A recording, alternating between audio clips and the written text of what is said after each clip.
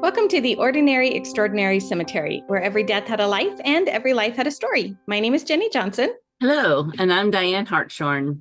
And I know, we promised our listeners last episode that we'd have a normal episode this week. Yeah, but we're not normal, so. It's true, we're not normal, but that's okay. We just didn't actually, we both had a bunch of stuff happening in the last week. And so sitting down to actually research for a normal episode has not been easy for either one of us right now. Yeah, life has been pretty busy. Yes. It's busy. So we thought we have a couple of cemetery topics to discuss, including this past Saturday when we had our 48 state tour event at Evergreen Cemetery down in Colorado Springs. And then, of course, the day before that, if you happened to be in the area, they were also up in Victor, Colorado, which is up near Cripple Creek, if that's a little more familiar sounding to people. And they were in Victor's Sunnyside. Sunnyside. I was like, I almost said Sunshine Cemetery. I said, no, that's not right. Yeah, Sunnyside Cemetery, which is a lovely, one of those lovely old mountain mining cemeteries. Right. I love going. I haven't been up there yet this summer, but I love going to that one.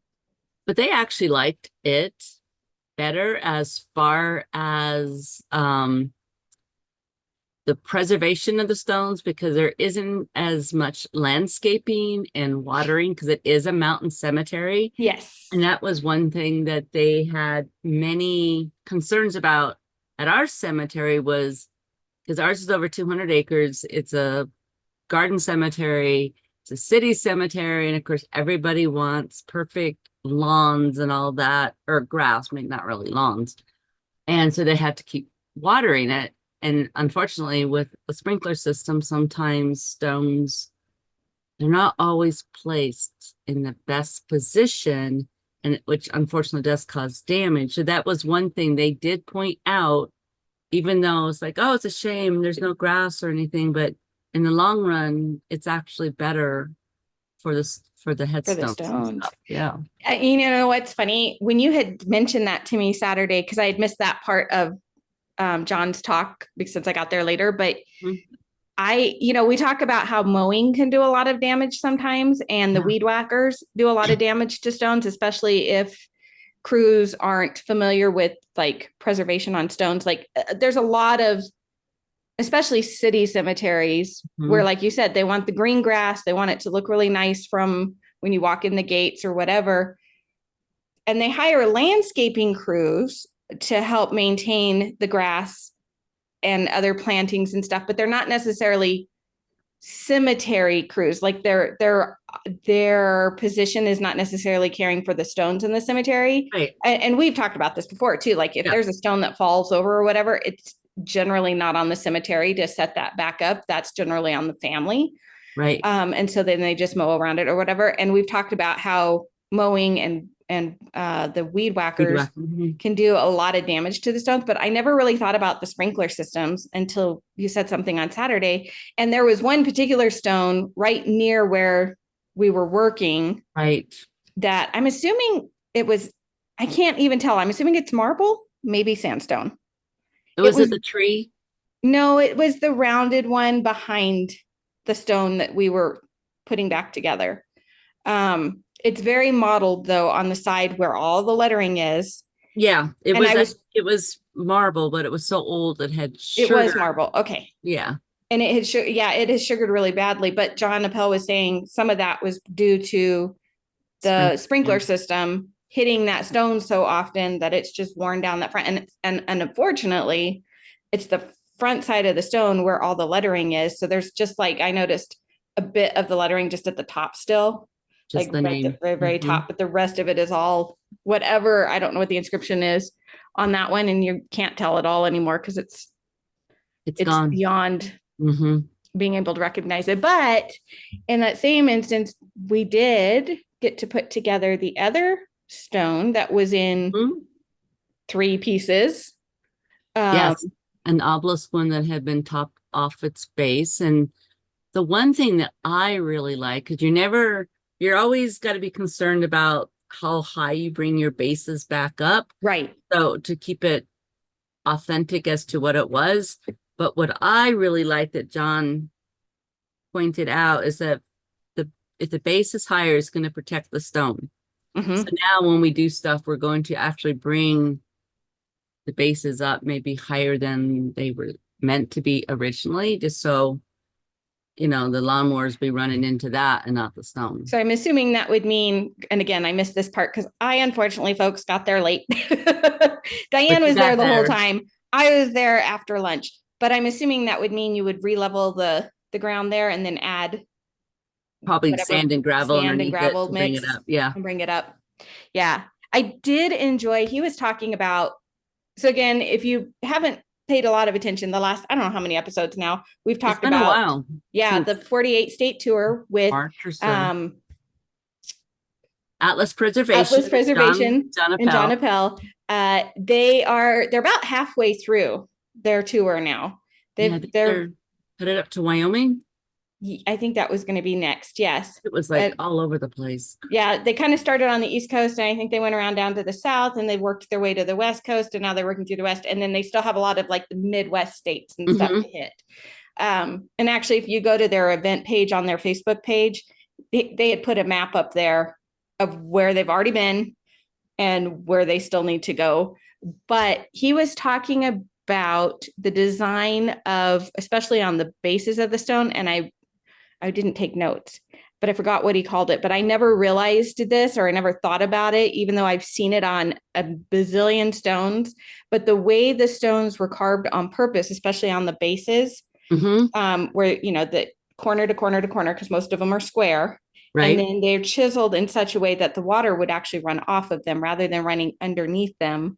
Because a lot of those, I must have missed that. It was a moment where I was like, I never even put that together, but that makes complete sense. And these are, 150-year-old stones, but even back then the stone carvers were thinking about that, because the ones like we were repairing, these obelisks, they're usually in 2, 3, or 4 pieces when they're initially made, and then they piece them together. Yeah. And so the cool thing about what we were doing Saturday afternoon was he completely took the whole thing apart. He moved everything, showed him how to move it off, showed us how to move it off in such a way that when you go to put it back together, the words are still facing the direction they were originally facing and all. And he wasn't like twisting or turning. He was very gently just moving things, cleaning the bottoms and tops of each piece so that it was smooth again, and cleaned it all up so that you could put the new putty in there, and then put all the pieces back together. And he was very good about letting, we had some very hands-on ladies in our group. So I just kind of stood back and watched because I didn't want to get in their way. And they were so enthusiastic about wanting to try it, but he was very good about letting them really get hands-on and mixing the putty and putting it in and showing them kind of how to put it all in there. And so and I don't think any of them had ever done it before, the ones that were doing it with him. I think they were brand new. So it was great that he was so hands-on with he showed them and he explained why you were doing this and that and whatever. But I loved the bits of history that he threw in with that about what the stone carvers were doing originally with those stones. And I'm sure for some of it, it's still stuff that I'm sure modern monument makers are still doing to help protect the stones when they put those in for the new stones. And, I was thinking about, especially after you showed up, it's like, I realized, do you realize that it was 3.5 years ago? That's where we met, was when he was coming out. Cause like he said, he mentioned about being snowed out in September. And that is problem when you plan a mountain one. That was the one that's how we met, was the last time he was coming through. So I thought about that. I was like, oh, this is almost like an anniversary for us. It is, because it would have been Labor Day weekend when he was coming out that last time. But unfortunately, because Leadville is so high up in elevation, they got several feet of snow that weekend and ended up having to cancel that particular class because you can't work in the cemetery when there's that much snow on the ground. Well, people don't realize it is the highest incorporated city in the U.S. at 10,000 and some odd feet. Yeah, it's over 10,000 feet up there. And that, again, Evergreen, that is also happens to be Evergreen Cemetery up there in Leadville. But again, it's an old mining cemetery. It's not a garden cemetery. So the ground, even in good weather, is rough in a lot of places. I mean, there's paths and stuff, but if you're off in the Poppers section, especially, there really aren't any paths, and the ground does big dipping because a lot of the graves have sunk because there's nothing to support them underneath it. And you can tell where the graves are, even if they're not marked with markers, because they've sunk so badly. And then if you just add, I think if I remember right, they got like 5 feet of snow or something that weekend. Yeah, it was ridiculous. It was a lot. And that one too, I think there are only 1 or 2 sections that are watered. And I think one is the Masonic section. Yep. And is the other? I think the other is the Oddfellows. Okay. Section. And the rest, and those, I mean, those 2 sections have their own fences around them and everything. And the rest, everything's in the pines. So it's, a mountain dirt cemetery. And that is probably why, because there are amazing markers up there, not to mention the most gorgeous fences in the world. But, well, maybe not in the world, but they're pretty awesome. And I think that's probably why, because there's a lot less maintenance goes into that cemetery. And I don't mean that as a bad thing. No. They have to do. And then, it's better for the stones and the fences and all the stuff. But yeah, it was sort of our anniversary because that's how we were in the Facebook group together. And we had just been chatting in the group. And then once that event got canceled, that's when I reached out and said, hey, let's start a podcast. And you were like, okay. And I was like, what? Oh my God. But we've come so far and I love it. In fact, one of the fun things about this past Saturday, I mean, we met all kinds of new people who came on Saturday to learn from John. So a lot of them, like, we didn't know them, but they knew John Appel. They've been following his work and what he does. So they knew he was coming. Also, we had the folks from Sterling Monument Company. So Sterling is about 2 hours from Denver, 3 hours. He's 4 hours from you, depending on how they come. Yeah, it was quite a bit. Yeah, he was saying they actually came up Friday night, and and they stayed over. But still, it's a haul. It's a drive, but they do modern monuments. But there's 2 old cemeteries in Sterling, and he was interested in learning these preservation techniques because they would really like to be able to incorporate some of those in their local cemeteries, and being able to learn in person and ask questions and, learn about products, because that's another thing that not only were we learning techniques and stuff, but we were learning about the different types of products that are available to do best practices at this point in time, in order to for the repairing of the stones. Now, I don't know what you guys did in the morning since I missed that whole part of it. So I didn't know what your morning looked like. We did another simple reset with some mortar. And instead of the putty. Yeah. So what you saw was the more in-depth, a lot more moving. Well, they weren't moving pieces, but a lot more pieces. And so, yeah, because even if you're involved with a cemetery in any way, I highly suggest being able to take part in one of his workshops, because John definitely knows what he's doing. But it also prevents having that bit of knowledge of what not to do would prevent any mistakes being made by somebody you may, if you can't physically do the work, to hire and bring in. And just because somebody says they have stone work or stone preservation, a little bit of this or that, they may not necessarily be doing the correct practices. So it's always good to have that information. And which is why I was excited about the folks from Sterling coming out, because again, they make modern stones. They install them in the cemeteries all the time. That's they've been doing it as a family business for over 100 years, but they're familiar with the modern everyday stuff, but he wasn't as familiar with what needs to happen for these older 150, 200-year-old stones. And he knew there were better ways to do it than probably some of the stuff, because there's all kinds of interesting stuff if you look it up online, and there's all kinds of weird rabbit holes to go down for preservation that isn't. And also, speaking of that, I want to give Rachel from Epic Preservation a shout out. So, last week's episode, I had shared some of the pictures that you took on your trip, including the ones in the Charter Street Cemetery that of Richard Moore's grave and his wife. And of course, they both have the casing around them, Right. which is not a practice that's done anymore, especially the concrete casings like those have. And I knew that part of it. I knew that preservationists don't do that anymore, but I didn't know exactly what details. And somebody had asked about it because they had seen the picture and they were curious because they were like, I've never seen that before. So I actually reached out to Rachel. I sent her a private message and I just said, hey, I don't want to give this person the wrong information. I was like, I'm fairly certain this is not a common practice people are doing anymore, but also I don't want to tell her something incorrectly because in case there is something about it, whatever. Right. So she actually went and responded to the question herself, which was amazing. So thank you, Rachel, for doing that, because I feel better knowing that we gave somebody the right information. And I don't think this person is going to go out and do preservation work. She was just curious because she'd never seen something like that before.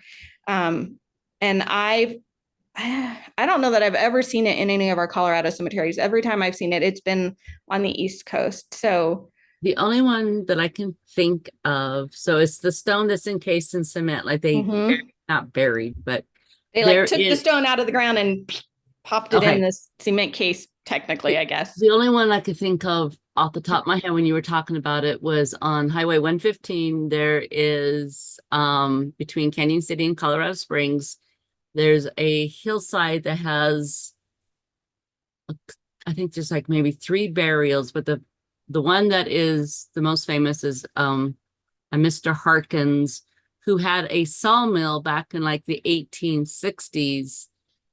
Oh, Late 1860s, and he was one of the Espinosa brother victims.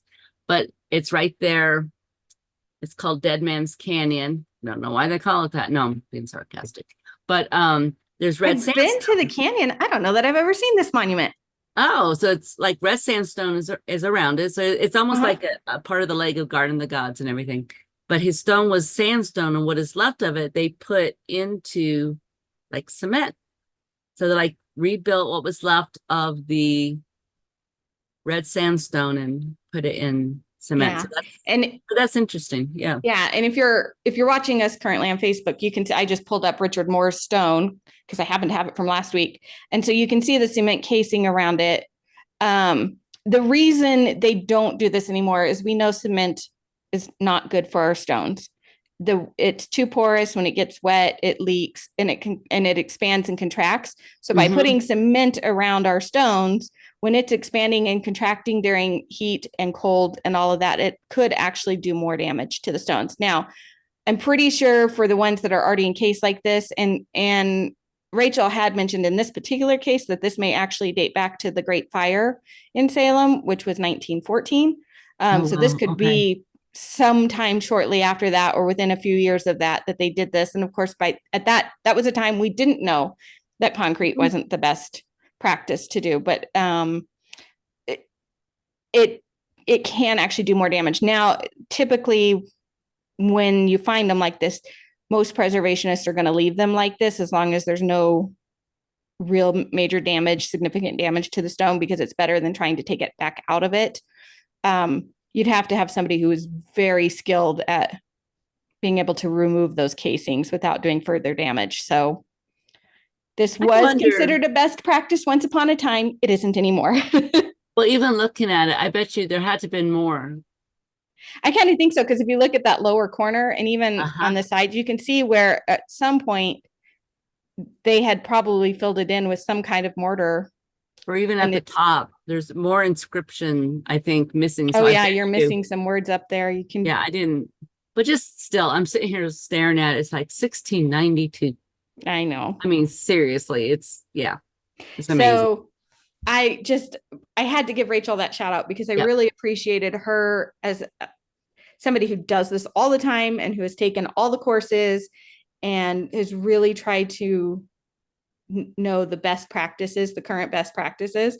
I was like, I'm just going to ask her. And as she said, when we had her on, a few episodes ago. She is more than happy to answer questions. So if anybody has questions, Oh, she's very helpful about answering any questions. And like I said, I know it's not a common practice, but I wasn't entirely sure how to answer that question without coming off being like weird. Yeah. No, so, Rachel and Josh of Epic Preservation they're incredible because they're not doing, but believe me, they're not doing it for the money. I They was going do, to say most of the really good ones yes, aren't. right. They just do it for the love, but they have such a passion. They have such a passion for the history and the art, and yeah, Yeah. both of them are a walking encyclopedia. Yeah. So thank you again, Rachel, Yes. for that, because it was very helpful to be able to give, this was a Facebook follower, the right information. And I know she got it. And she was very thankful too. She was like, oh, that's really cool. So the benefits of having people like John Appel, who does his 48 state tour, which if you didn't get to go in your state this year, like I said, he's about halfway through his tour now because Right. he started in May, April, May, I somewhere think in there. so. I think because we found out in March he was coming. So I think, yeah, that's about right. Yeah. And April, then May. they actually started hitting the different cemeteries and and he usually tries to do at least, I think, 2 cemeteries in most states. Right. If he can. So if you've missed it in your state this year, definitely keep your eye out for it next year because it's something they do on an annual basis. And he's been doing it for years and years and years. And again, it's great as a hands-on way. And there's other courses you can take. Definitely you can go online and find them. Or again, people like Rachel and Josh at Epic Preservation are more than happy to answer questions. And I can relink all of their information. I'll link the 48 state tour information in our show notes again. But it's just for those people who are really passionate about preserving our old cemeteries, this is a great way to keep up to date on the most current methods for preservation and repairs and all of that. And also just to learn, like I said, I'd never even thought about the sprinkler thing. That was something I'd never considered. But when you think about those sprinkler heads, especially if they break or, whatever, that water can hit hard. And on those softer stones, like our sandstone monuments, like the marble, it would chip away at that over time. We've also had in Colorado, I know, in several of our cemeteries, you can see water damage just from the rain, like the acid rain type stuff. And you'll see it on the stones, the way and not that there's anything anybody can really do because that's the rain and it's coming from the sky, but like you will see that on headstones. But yeah, I never even really thought about the sprinkler systems. So then there's that fine line between maintaining these garden-like cemeteries and preserving the give and take. stones. Yeah. The stone shouldn't be the one that's taking or, being the one that's getting damaged. It can be a little dry spot, I think. Anyway. It also doesn't make my actors happy during Beyond the Grave when the sprinklers come on in the middle of a performance. No. I'm just going to say that. It's happened a couple of times where we've soaked our actors, unfortunately. And another really good source, because John had mentioned it, he had worked on a joint workshop with Jason Church. Oh, yes. Of Socorro. Is it Chicora, not Socorro? Yeah. And we had the pleasure of having Jason Church out here last summer for AGS, the Association of Gravestone Studies. So if you're even minutely thinking of doing this, before you hit YouTube, before you hit any of this stuff, visit the Association of Gravestone Studies, Chicora, Jason Church, John Appel, because John, he's on the road, 48 states and 48 days. I don't know how he does it, but anyway. I don't know how he does it without completely wearing himself out, and his team that travels with him. Like they all are, you guys are incredible for doing that. I mean, I'd like to travel too, but they just go. There's not a bunch of breaks in between. They're just going from one state to the next state and they're immediately getting back to work.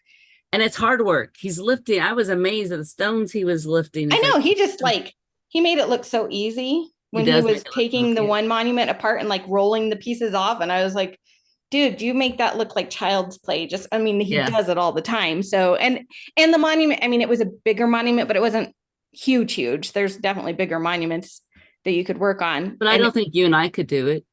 no, not alone.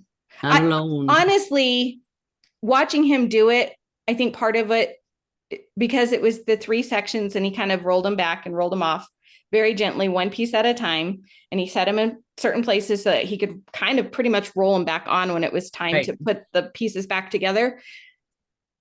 If it were much bigger than that, because he was asked, talked about using, the tripods or certain other types of rigging to help lift those stones and hold them in Right. place. And you would need more than one person in that case because they're heavy.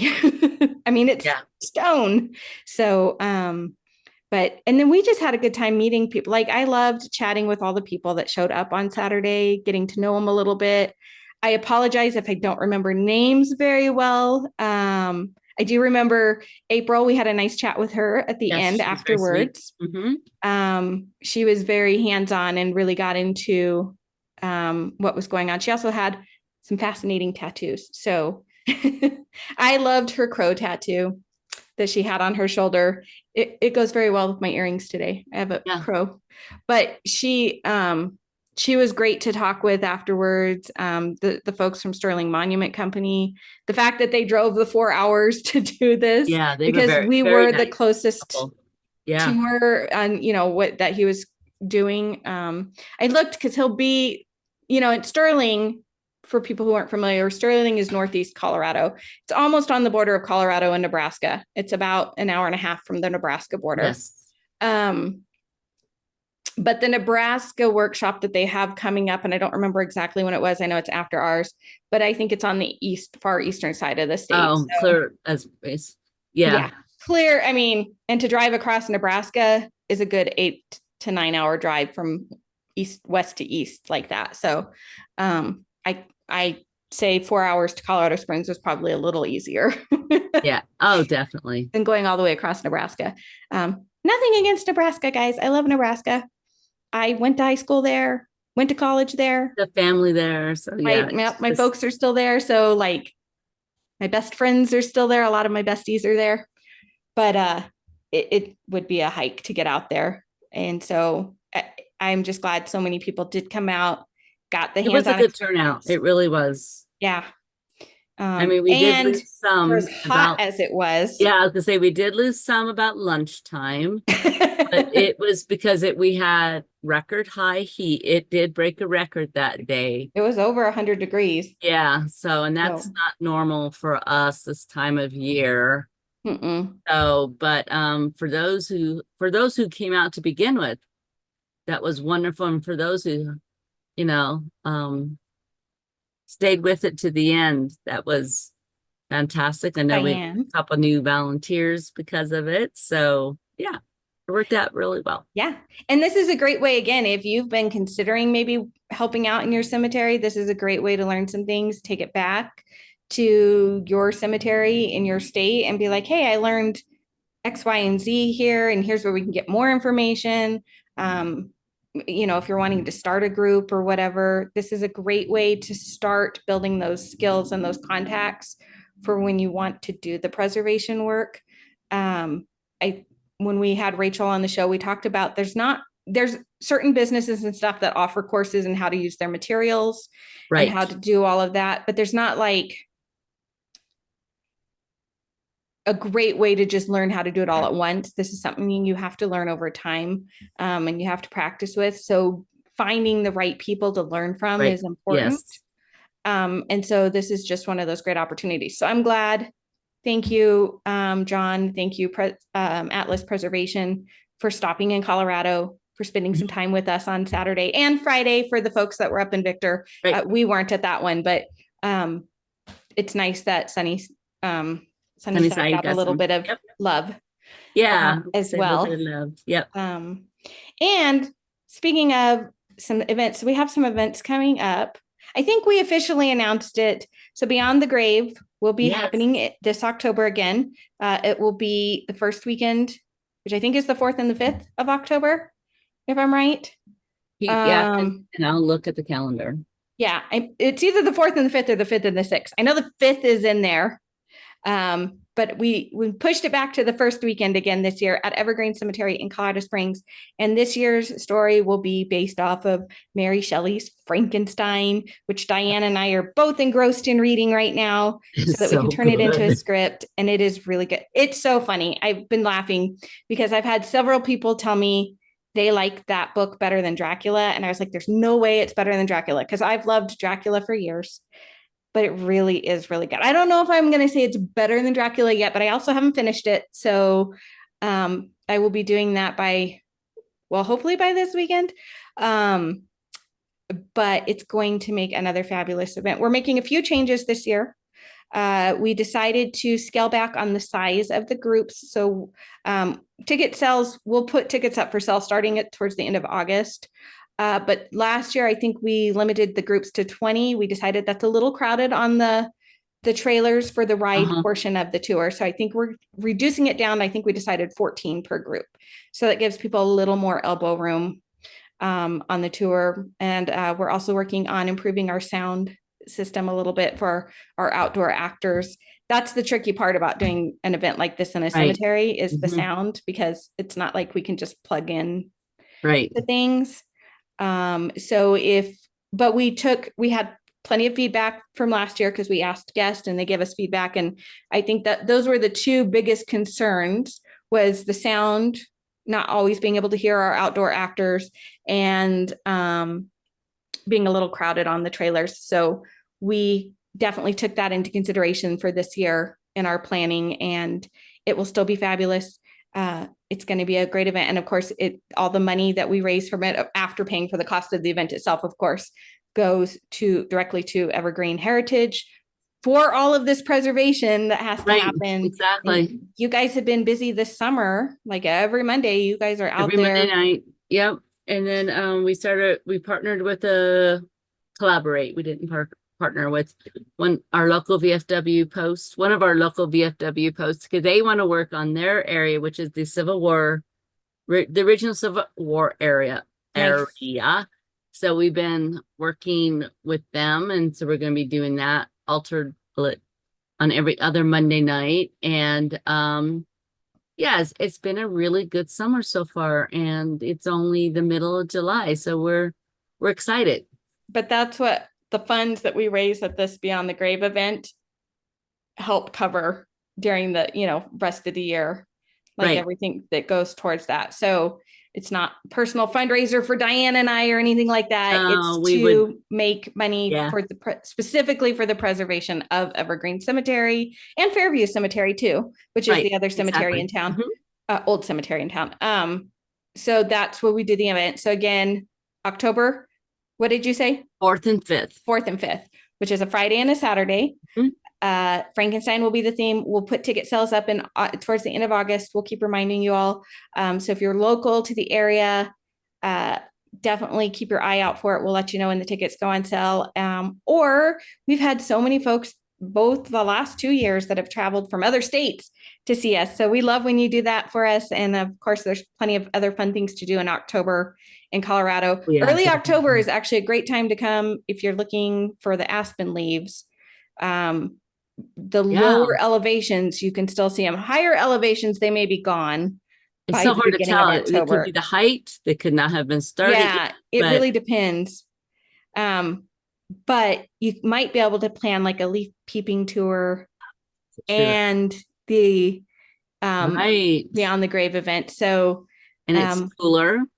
The weather should still be good in October. Usually we have been so blessed with every year that we have done this. We maybe had one night that was a little chilly, and then the next it was absolutely beautiful. We could not have hoped for better evenings than what we have had every single year. And it's a great way to kick off spooky season for, we like being able to combine the history of our cemetery and Colorado Springs with the classic literature, this classic Victorian literature that the folks buried there, the historical folks buried there, would have been familiar with in their lifetime. A lot of stuff, was published. And that's why we picked these older stories. These are coming from classic novels that were published during the lifetimes of the folks buried in the cemetery. So we kind of like the idea of going off of something they would have read, something that maybe would have, in some cases were a buzz, in some cases weren't. Some of their things, like we talked about last year with Dracula, that did not actually really take off until much, much later as a popular book, but Right. it eventually became so popular. And I think in our modern minds, we're like, how could they have not liked that? But you know, it was there. Right. Well, and So then we were talking about Mary Shelley, and you said, which, first of all, it blew me away that when I first found out years ago that Frankenstein was written by a woman, but that she was only, you said 19 years she was like old. 19 or 20 when she wrote that Yeah. novel. And even for the time, I mean, there were some critics at the time, and we'll do a whole episode on this in October, Yeah. but there were some critics at the time that weren't great fans of the story, but there were a lot of people, well-known authors of the time, that actually came back and said, for somebody so young, this is really profound. Like, how does somebody at that age put into words some of the things that are happening in the story? And I think that's really cool. So we'll be doing a full episode on Mary Shelley later in October, like we do every year. But I just wanted to do that. And then the other event coming up that I will be part of is the annual Gilpin County Cemetery Crawl, which is August 24th this year. That's a Saturday. Tickets are already on sale, so I'll link them in our show notes so you can get your tickets. This year will be in the Oddfellows Cemetery up there. So do you know who you will be portraying? Yes. I cannot remember her name off the top of it. I just found out today, actually. I got my email today.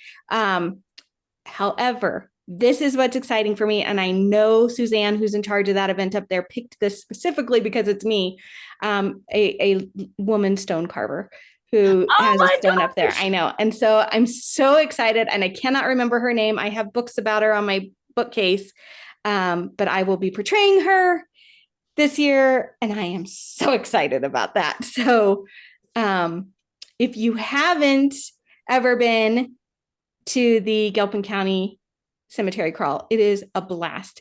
It's in the morning. It's early in the, well, not super early. I think it starts at 9 o'clock.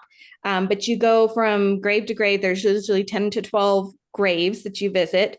And we have reenactors at each grave talking about whoever's buried in that part. Mm-hmm. And the fun thing up there is, again, Gilpin County is kind of where our gold rush in Colorado really started, is right in that area. So these are their old gold rush cemeteries and the lives of the people that were part of the initial gold rush in Colorado.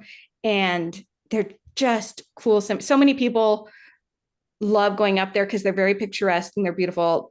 These particular group, the 6 that are grouped together right there, right outside of Central City, have a ton of aspen trees in them. Some really interesting monuments. Really pretty. Yeah, it's gorgeous. And then there's some other cemeteries also nearby that are just as pretty and just as unique. And they, every year when they do this, they switch out which cemetery they're doing it in. So last year we were in the Knights of Pythias Cemetery. The year before that, we were in the actual Central City Cemetery. And then the very first year I did it, we were actually in the Bald Mountain Cemetery, which is between Central City and Nevadaville. So definitely, if you're in the Denver area, Gilpin County area, Idaho Springs, anywhere, take the time. Like I said, I'll link the ticket link in our show notes because the tickets are already on sale. And that will be August 24th. So I am super excited for who I get to portray this year. That because is so cool. I have loved every single person I've ever gotten to portray at these. I've had so much fun learning about each and every woman. Well, it's been 3 women, 1 young girl, but still, yeah, the year we were in the Central City Cemetery, my person, she was only 2 years old, but I was really talking about her family as a whole. So, it's just such a great event. It's a great way to see these cemeteries, learn some of the history of the area.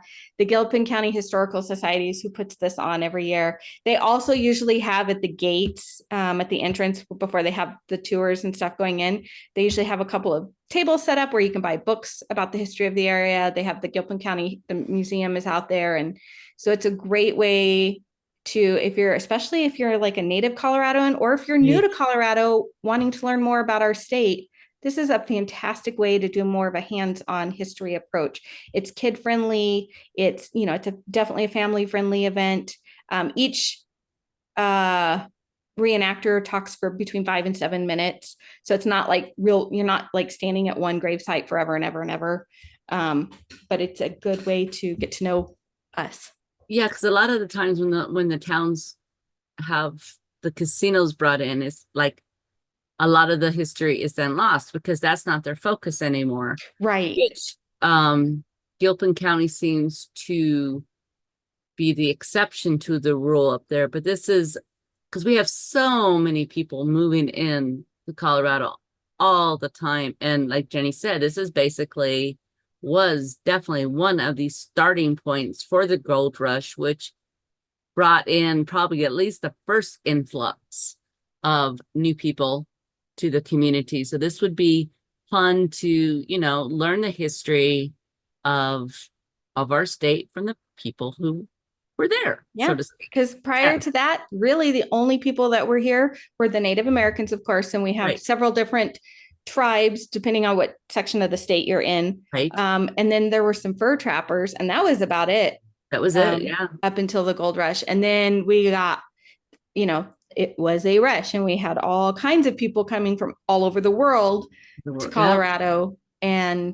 And that's really how Colorado started as a state. So again, if you're a native, but you've never really, you probably studied Colorado history in fourth grade, because that's when they do like the actual like lesson of it is in fourth grade in Colorado.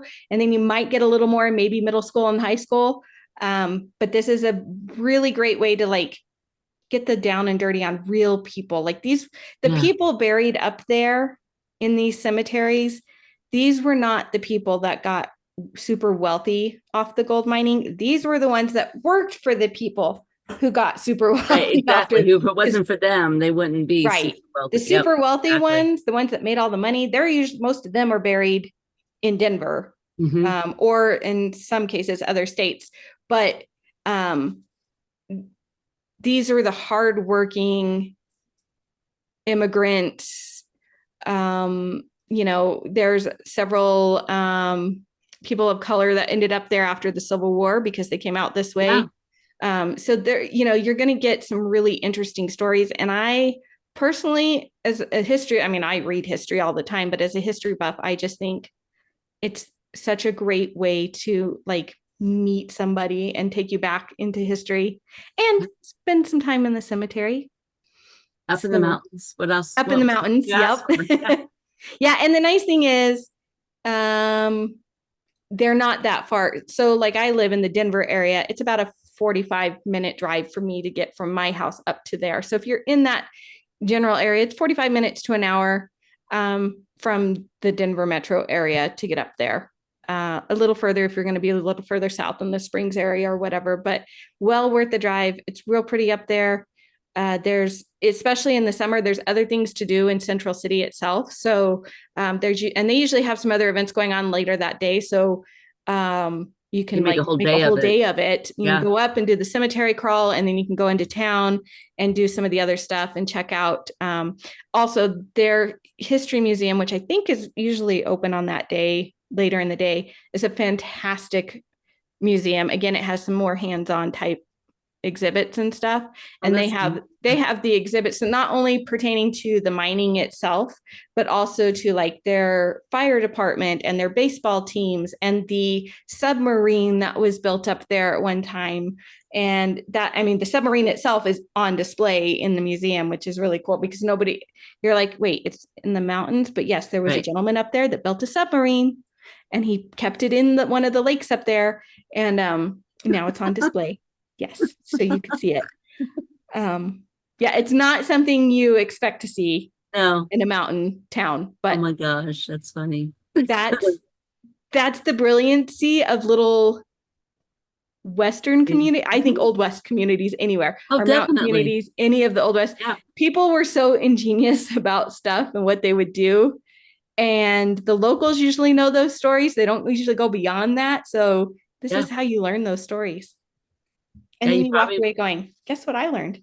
Yeah, exactly. I went to this town in Colorado, way up, because they're pretty high too. And there was a submarine. They're over 9,000 feet. So yeah. So, oh, that's funny. So definitely worth the trip. Yes. So yeah, stuff coming up. We just had an event. So this is the reason we didn't do, again, the episode that I promised last week.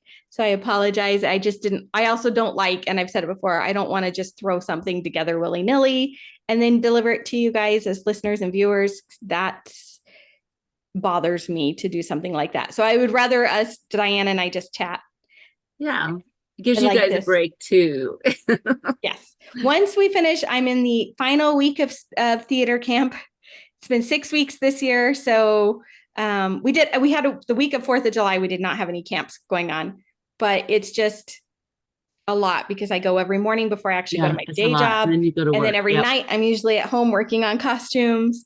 Like last night, I was constructing a costume so that we could make a bird tail grow on stage. It came out pretty good. I was pretty happy with it. They said it worked well during their rehearsal today. So Good.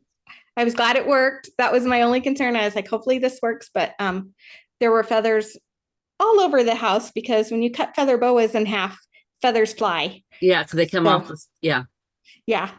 The cat was loving it. Salem thought it was great. He was having a blast with all the feathers, but it looked great on stage. The kids are going to be great this weekend, but I will be relieved when we are done with camp. Done. It's been Yep.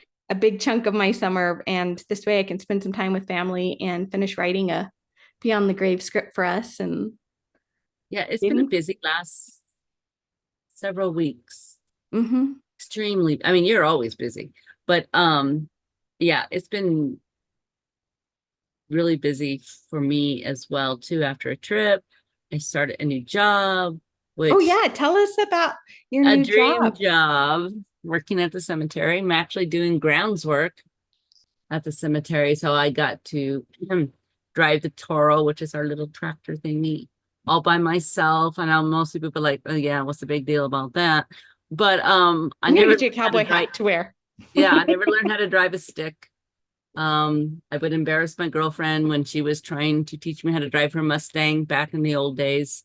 And so I never learned. So now I'm like zipping all over the place, and it's actually so much flipping fun. I just had to be cool when I parked it, and I didn't want to be like, oh my God, that was so much fun. But yeah, so I'm out right now. I've been inventorying roses, trimming roses, cutting trees. They bought me my own chainsaw. I haven't lost any body parts yet, so I'm doing good. I love it. I figure And if it doesn't kill me, I'll get in good hey, shape. you're getting paid to spend your days in the I cemetery. know. I couldn't I'm not complain about complaining. that I at am all. not complaining at all. Yeah. And you went on a dream trip. Like, Yeah. I mean, you got to go see all that stuff on the East Coast and spend a week with your daughter, which that Yeah. when our kids grow up, we don't get to do that as much. Like, you have to plan those moments for them to happen anymore because everybody goes off and does their own thing, which is fine. It's what we want our kids to do. But like, then you're like, I really want to see you. It's been, like I said, it's been busy, but it's been a really good summer so far. Yeah. And it's But only now gonna we get have to better. plan for fall. Oh, yes. You got to No. get through. Then you have your kiddo is getting ready to leave. Yeah, fairly soon. He's got some recruiters he's talking to, and then won't be long before he ships out or ships off, or I don't know. It depends on Flies away. what. Yeah, he's Sails away. narrowed Flies it down to the Army or the Air Force. So whoever's going to offer him the best deal at this point is who gets him. But I say ship out, but I think that's because I'm the daughter of a sailor, and that's what we would have said. He shipped out all the time when I was little. So, but I don't know what they say when it's the other branches. I always thought for a long time the Navy was superior because my dad was in the Navy. So I won't say any branch is superior to the others. They can say that amongst themselves. It's fine. I appreciate all of our branches and what they do. They all are important. So Charlie's been on several of our podcasts. Yeah, he's been on several episodes. He's going to have an amazing career. I think so. He's an awesome kid. Like, not a kid, young man. I had to laugh when he was writing some of his thank you letters for his graduation gifts. We have one friend in particular who she's very excited for him. She's an Army brat herself, but So she's jokingly for like the last year or so called him the general. So he actually signed his thank you note to her. He was like Charles Johnson, 4-star general, which I thought was fun. You might have to hang on to that. Maybe someday. I know that's what I told her. I was like, don't lose that one. Yeah. But I think that's really cool. So yes, like I said, as a kid, I always said the Navy was superior, but that's because my dad was in the Navy and I was a Navy brat. But I think they're all equally important. Definitely. So anyway, next week things will be calming down for us. We'll be able to get back to we actually have some guests we're also working on lining up. So there are more guests coming up with more fabulous topics. So we're excited for that. And we have one of the things I was trying to work on for this week, and it, like I said, it didn't happen. But we have some fabulous listener suggestions that have, because we've had so many guests, we haven't been able to get to them. So we have our list of listener suggestions that have come to us in the last couple of months. So I'm trying to get to those as well, so we can do those cemeteries for you guys, because you guys have sent some really cool, either individual, and in some cases there are some individual graves. There's one that's it's a monument for a family that was massacred. So we're going to have all kinds of interesting topics coming up. And then of course, some really cool guests. So keep that coming. Cool. All of us. So thank you guys. We will see you next week. We thank you for taking time to join us today for this ordinary, extraordinary chat. To learn more about today's discussion, please visit our website, theordinaryextraordinarycemetery.com, where you will find additional links in our show notes. And if you're watching us on YouTube, be sure to give us a like and subscribe to our channel, The Ordinary Extraordinary Cemetery Podcast. This really helps makes us more visible to others on YouTube who may also enjoy our podcast. And please don't forget to visit us on social media, where we share all kinds of cemetery photos, quotes, tidbits, and more. We are on Facebook and Instagram at Ordinary Extraordinary Cemetery, and on X at OrdExtraCem. So OrdExtraCem. If you enjoyed this or any of our episodes, please consider leaving a 5-star review and a comment on Apple's podcast, Spotify, or directly on our website. You can also leave those same comments on YouTube. Your positive reviews and enthusiasm for our show help others who love cemeteries and history to discover us and all of our ordinary, extraordinary stories. And if you're feeling extra generous and want to help support the podcast in a financial way, you can now buy Diane and I a cup of coffee, either through YouTube or on our website. Simply click on the coffee cup icon and it will allow you to make a donation. Until we meet again.